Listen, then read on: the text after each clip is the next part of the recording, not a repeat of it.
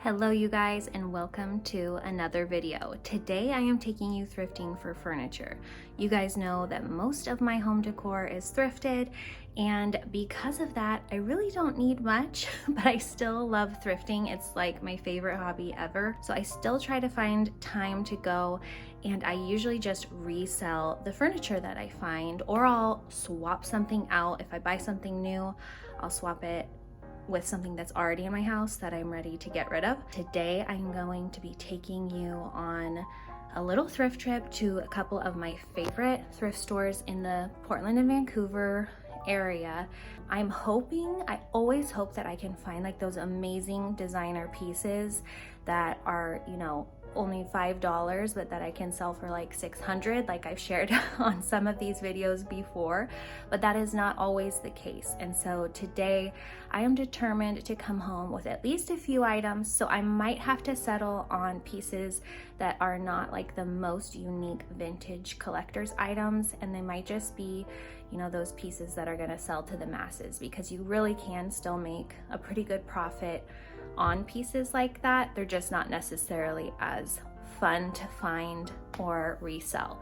So let's go see what they have for us today at the local thrift stores. My first stop was the Teen Challenge thrift store in Southeast Portland. I really liked this chair. Not a fan of the fabric, but I love when a chair has the fabric wrapped all the way down the leg. So that would be a piece that you could get reupholstered. There was a pair of these velvety 70s swivel chairs, and they weren't in the best condition, and they did look a little bit dated, so I decided to pass on those, but they were fun to come across. I tried to look for a maker's mark on this coffee table because I loved the mid-century modern shape. It looks like the amoeba coffee table from Article that's really popular. This one was a little damaged, so I did not get it, but it was cute nonetheless and a really good price. These light blue tufted wingback chairs were two of the first items I noticed when I walk in the store. For some reason, they were both priced differently. This one was $59.99 and the other one was $49.99. And despite what it looks like on camera, they were actually very, very dirty. So I did not get those, and I did not think they were a good deal because of the condition they were in. But I did think they were cute and probably so gorgeous in their original state.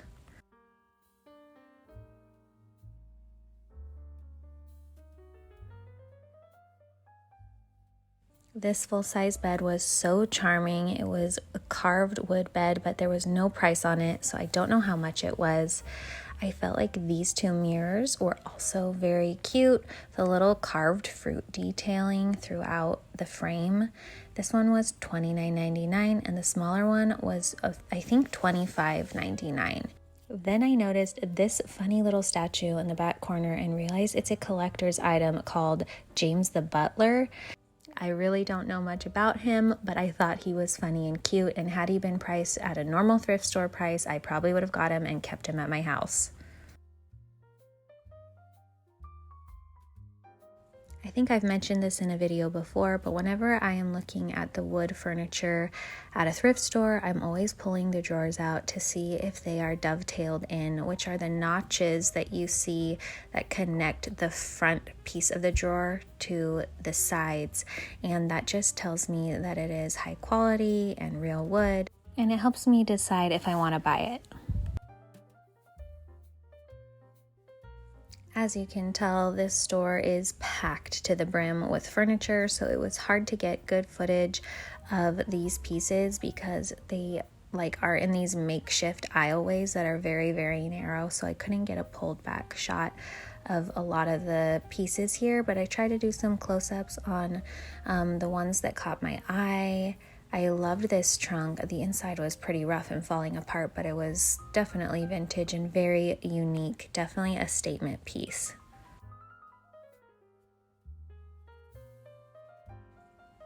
This bench would be so cute in an entryway. It's very like cottage core, primitive prairie vibes, and I loved the little fabric on the seats and the wood tone as well. Then I saw this wicker wooden glass console table. It was only $69.99. I'm always drawn to anything marble and green marble. I love green marble. This was $69.99. I was not a huge fan of the base of that table. It was very much like a 1990s father's library feel. So I decided to pass, but I did think it was gorgeous. Then I saw this beauty. Look at this real marble top. This would be something that I could see someone remaking into like a bathroom vanity.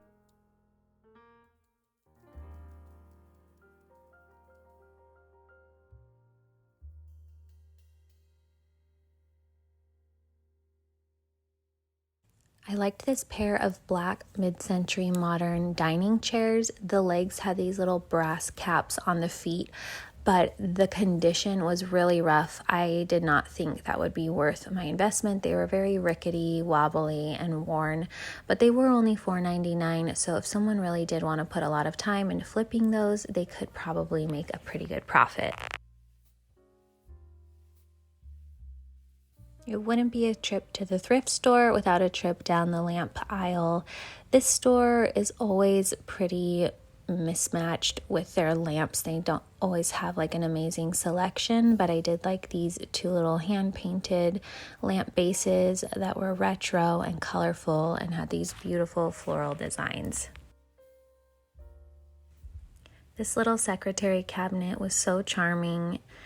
It was also in really good condition. I can't remember the price on it, but this is one of the stores that have really been upping their prices, so I think it was probably just too expensive for me to make a profit on it, and I don't have a spot for it in my house, unfortunately, so I was unable to purchase it.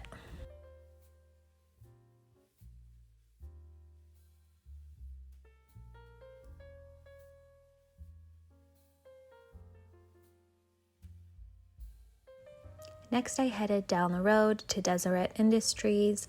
They have a really small furniture selection, but sometimes you can find something cool here. And the prices are very, very good. This chair was in excellent condition, so of course it caught my eye. This is kind of what the rest of the furniture section looks like. Everything was pretty dated or in bad condition, so not much to see here.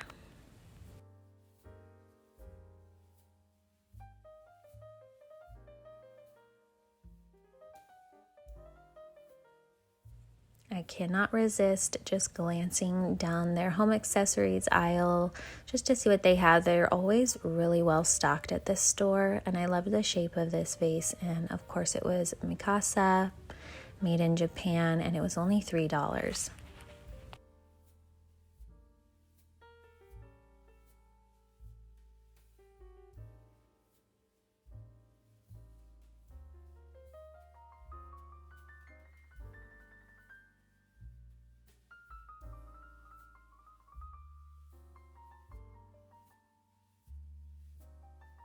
I also adored this little stack of apple-shaped glass plates. They were only $7 for the set, and I think there were 5 or 6.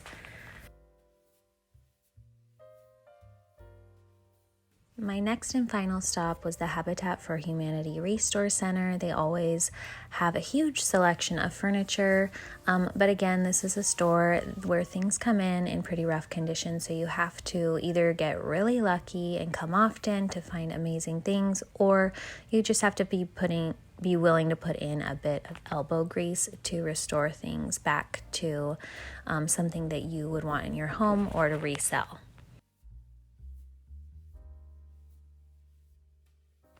I did end up getting this adorable mid-century modern chair with matching footstool for $40 from Deseret Industries. That is the easiest kind of item to resell for me. I also got this hot pink storage trunk, which I just thought was so cute. It was only $20, so it was a low-risk investment. These smaller home accessory items take a longer time to sell for me for some reason, but I did list it for $50, and if I get what I'm asking, then that will give me a $30 profit. To clean it, I'm just using a natural spray called Thieves and wiping it down with a paper towel. It's in really good condition, but there was a lot of grime coming off on the paper towel, so I did need to give it a good scrub down. Like I already mentioned, this chair was in nearly new condition. I couldn't believe how lucky I got with it. Chairs are probably my easiest sell on Facebook Marketplace and my highest return on investment or whatever. So this chair was $40 and I actually ended up selling it already for $150, and I hardly had to do anything to spruce it up. I was basically just doing my due diligence by wiping down the legs, vacuuming the upholstery, and then I sprayed it with thieves and let it air out for about 20 minutes outside, just so that I could have a peace of mind when I went to sell it. I think I mentioned in my last video, I do have an upholstery shampoo vacuum. So I actually bought that for these pieces that I like to resell, but this chair just really didn't need it. The final piece I purchased was this gorgeous antique tea cart. It is a beautiful wood tone and the tray on the top is actually removable. I did do a little bit of doctoring on this piece and reinforced the tray on the top and added some peel and stick wallpaper. So I bought this for $35 and I'm asking $100. I think it would be perfect for someone that loves that cottagecore primitive aesthetic. So like I mentioned earlier in the video, although I did feel like I had to settle on some of these pieces and they weren't necessarily the most exciting things to come across today, I was able to list them for double what I paid. So I still think that is a great return on investment, a great use of my time. And again, it's just something that's fun for me already. And so if you're anything like that and you don't really need anything for your own home, why not get out there and see what you can find to resell to others that appreciate the vintage charm, or just the nature of buying secondhand. Thank you so much for watching today's video and coming along with me on today's thrifting adventure. And please give this video a thumbs up and subscribe if you did like it and want to see more content like this. I really appreciate those of you that have subscribed and leave comments. I love hearing from you. I will see you in next week's video.